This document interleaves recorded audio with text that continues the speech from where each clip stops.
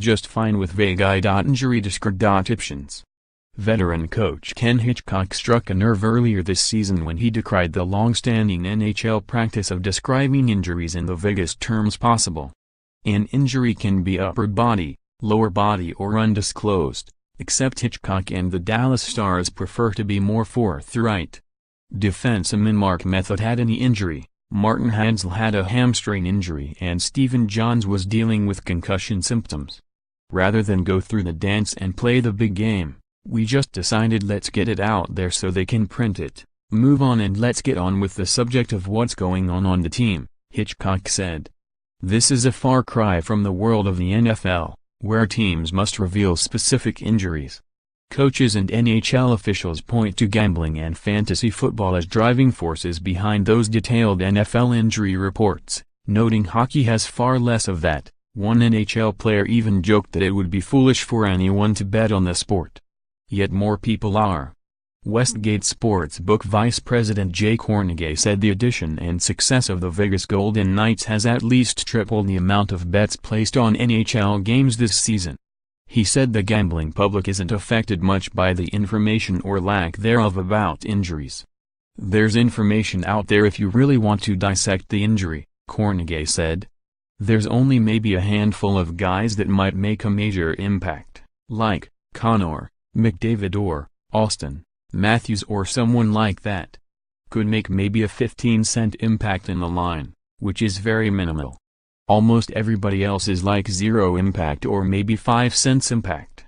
It wouldn't be like Tom Brady being out.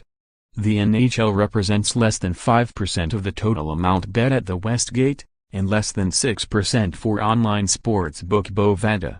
League executives and coaches have little to no appetite to change things. I would ask the question, why is it important that you know everything? Los Angeles Kings coach John Stevens said. I think sometimes it protects the player. Sometimes a player's working through an injury. If he's coming back, opponents might know. If it's a knee injury, they might try to take advantage of it.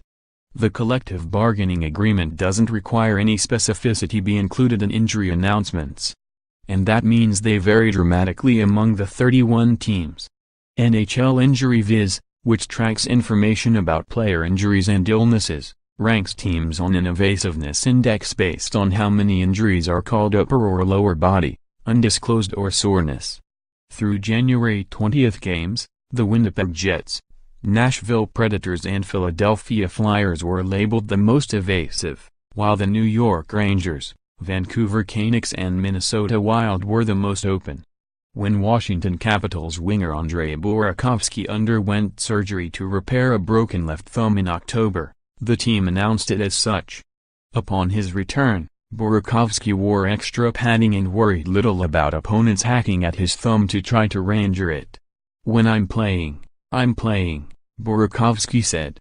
I don't really focus on if they're going to go after my thumb or whatever it is. The central debate over disclosure comes down to whether revealing specific injuries puts players in danger of being targeted. Hitchcock said there's too much respect in the league for that, but Capitals defenseman Brooks Orpik disagreed. I wouldn't say there's a lot of guys, but there's definitely more than a handful of players in the league that would target guys if they knew where they were hurt, Orpik said.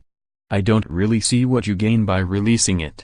Hitchcock's comments generated chatter around the league and a variety of opinions, but don't expect the current system to change anytime soon.